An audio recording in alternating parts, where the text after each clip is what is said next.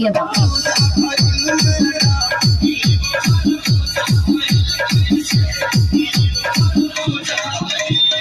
रिंकू भैया एक गजल का लाइन लगल तनी जरा ध्यान से सुनिएगा।